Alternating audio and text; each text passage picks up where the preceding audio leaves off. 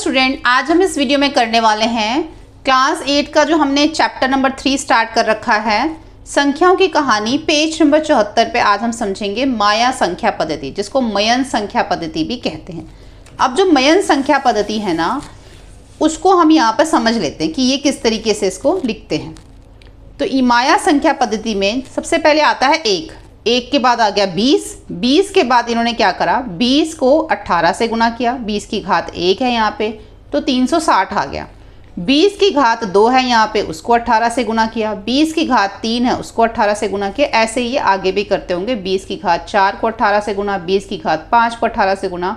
अब इसके प्रतीक क्या थे, यहाँ पे जो है इसके प्रतीक दे रखे। ये जो हमें पहला वाला दे रखा है ना, ये 0 का प्रतीक है, ये 1 का प्रतीक है और ये 5 का प्रतीक है। ठीक है, अब इसके ना समझो कि माया संख्या पद्धति में किसी संख्या को निरूपित करने के लिए प्रतीकों को लंबवत रखा जाता था। लंबवत मतलब जैसे कि हम लोग कैसे करते हैं, 1 2 3 4 हम ऐसे लिखते हैं ना, लेकिन ये क्या करते थे, नीचे से लिखते थे 1 2 3 4। जो भी इनका ये जो है लिखने का तरीका, मैं आपको वैसे एग्जाम्पल से समझा रही हूँ क्या, जैसे हम ऊपर से नीचे लिखते हैं, जो इनकी संख्या पद्धति है वो नीचे से उसको ऊपर लिखते हैं। ठीक है, ये बात समझ में आ गई। अब यहाँ पे हमें ना एक संख्या दे रखी है, ये संख्या क्या है इसको समझ लेते हैं। तो यहाँ पर देखो ये कैसे पढ़ा जाता है। अगर यहाँ पर ये क्या है, ये जो आप देख रहे हो 4 आपको यहाँ पे डॉट दिख रहे हैं, फिर ये दिख रहा है, फिर ये दिख रहा है, ये क्या है हमें कैसे पता चलेगा। तो यहाँ पर इन्होंने क्या कर रखा है, 360 को ना 4 से गुणा कर रखा है। ये जो अगर 4 डॉट आप सामने देख रहे हो तो इसका मतलब ये कि 360 से 4 गुणा हो रहा है। और 20 जो है वो 11 से गुणा हो रहा है, ये 5, ये 10 और 11, 20 5 से गुणा हो रहा है। 1 जो है वो 0 से गुणा हो रहा है, इस प्रतीक का मतलब है कि ये 0 है। तो यहाँ पर ये गुणा हो रहे हैं।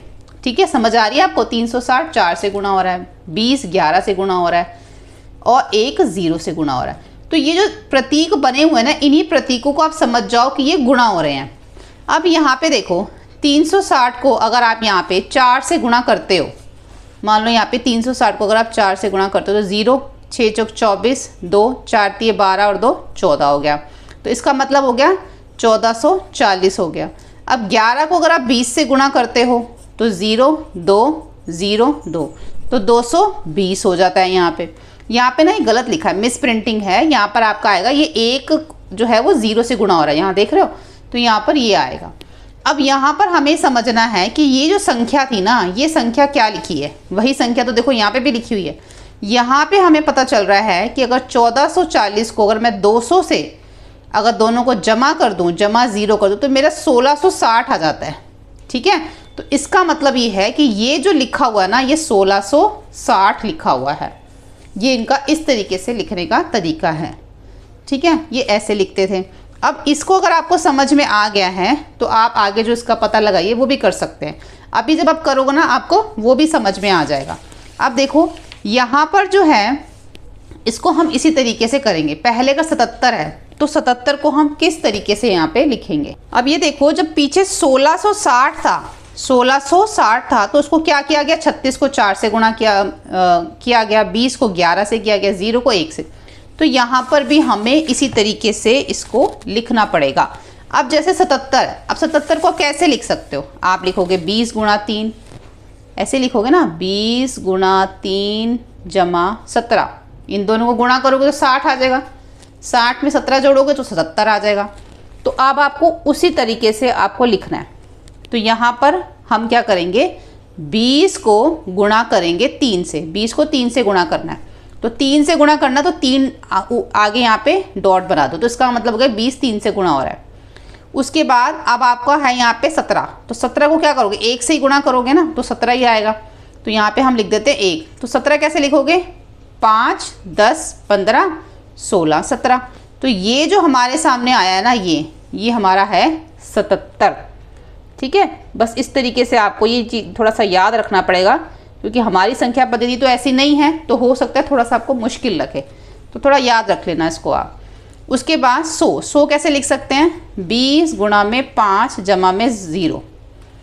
अब 20 के लिए क्या करना पड़ेगा, 5 से गुणा करना पड़ेगा, तो 20 हो गया, 1 2 3 4 5, 5 से गुणा हो गया ये, और नीचे क्या है 0 है, तो 0 के लिए कैसे लिखोगे, 1 अगर 1 को 0 से गुणा करोगे तो 0 ही आएगा ना, तो 1 लिख दो और उसके आगे यहाँ पर 0 का ऐसे ये प्रतीक बना दो।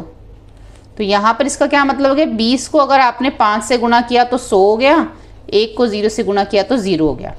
ठीक है, आपको ये लिखने की ज़रूरत नहीं है, मैं आपको सिर्फ समझा रही हूँ। ठीक है, बस आपको इतना ही करना है इसमें। अब देखो यहाँ पे 361 कैसे लिखेंगे।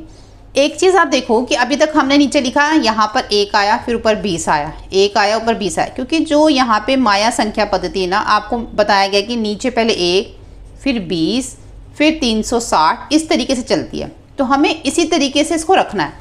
तो 361 को अगर लिखना है ना, तो यहाँ पे पहले आप लिखोगे 360 जमा 1 क्या होता है हमारा, 361 होता है। तो 360 को जब आप 1 से गुणा करोगे तो आपका 360 ही आएगा। ये आपको लिखना नहीं है, मैं आपको समझा रही हूँ, लिखना सिर्फ यहाँ पे आपको। तो आपका 360 ही आएगा। उसके बाद आपको 20 लिखना पड़ेगा, क्योंकि हमको इसके हिसाब से चलना है ना। अब 20 को आप क्या करोगे, 0 से गुणा कर दो, क्योंकि जब आप 20 को 0 से गुणा करोगे तो 20 ही आ जाएगा, सॉरी 0 ही आ जाएगा, तो ये 0 आ गया। अब आप 1 को 1 से गुणा करो तो आपका क्या आ जाएगा, 1 आ जाएगा, और इन सबको जोड़ोगे तो 361। तो यानी कि जो 361 अगर हमें लिखना है तो हमें इस तरीके से इसको लिखना पड़ेगा।